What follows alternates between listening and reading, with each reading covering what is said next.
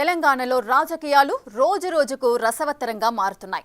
రాష్ట్రంలో కాంగ్రెస్ ప్రభుత్వం ఏర్పడి 15 నెలలు పూర్తవుతున్న నేపథ్యంలో ఎప్పుడెప్పుడు మంత్రివర్గ విస్తరణ జరుగుతుందని ఆశావహులు, కాంగ్రెస్ పార్టీ శ్రేణులు ఆసక్తికరంగా ఎదురుచూస్తున్నారు.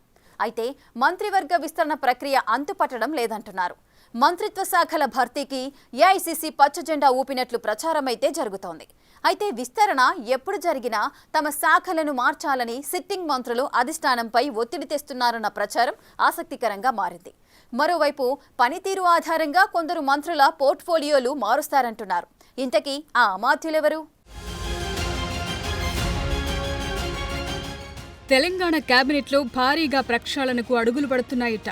18 మంది సభ్యులు ఉండాల్సిన తెలంగాణ కేబినెట్లో ప్రస్తుతం 6 బెర్తులు ఖాళీగా ఉన్నాయి.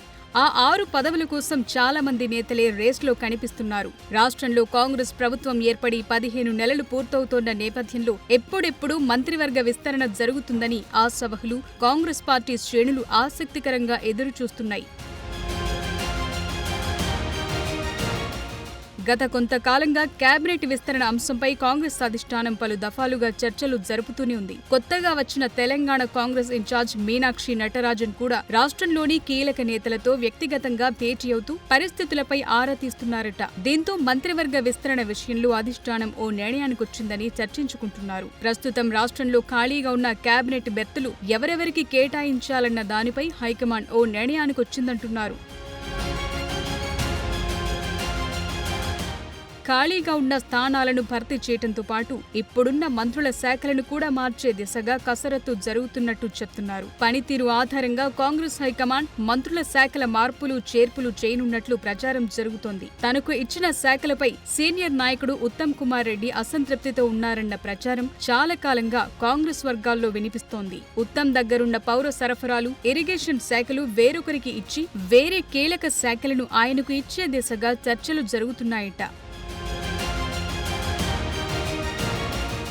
అటు మరో సీనియర్ మంత్రి కోమటిరెడ్డి వెంకటరెడ్డి కూడా తన శాఖ పట్ల అసంతృప్తిగా ఉన్నారట. కోమటిరెడ్డి తన సీనియారిటీతో పరుగులు పెట్టించాలని చూస్తున్నా ఆయన నిర్వహిస్తున్న R&B శాఖలు అధికారులు సహకరించడం లేదన్న అభిప్రాయంలో ఉన్నారట. అందుకే ఆయన కూడా తన శాఖను మార్చమని కోరుతున్నారన్న టాక్ వినిపిస్తోంది.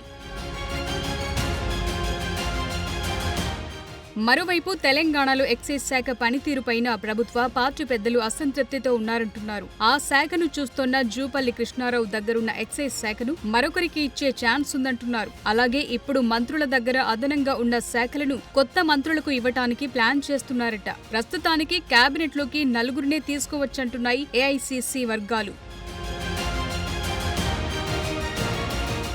ప్రస్తుతం సీఎం రేవంత్ రెడ్డి దగ్గరున్న హోంమంత్రి పదవి సుదర్శన్ రెడ్డికి దక్కొచ్చంటూ ఢిల్లీ నుంచి లీక్లొస్తున్నాయి. పార్టీలో సీనియర్ కావటం, వివాదరహితుడిగా ఉన్న పేరు, గతంలో మంత్రిగా పనిచేసిన అనుభవం ఉండడంతో హైకమాండ్ ఆయన వైపు మొగ్గు చూపుతున్నట్లు తెలుస్తోంది.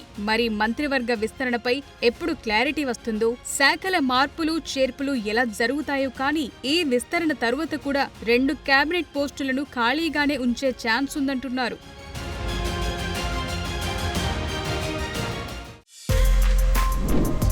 For more videos like this, subscribe Big TV channel.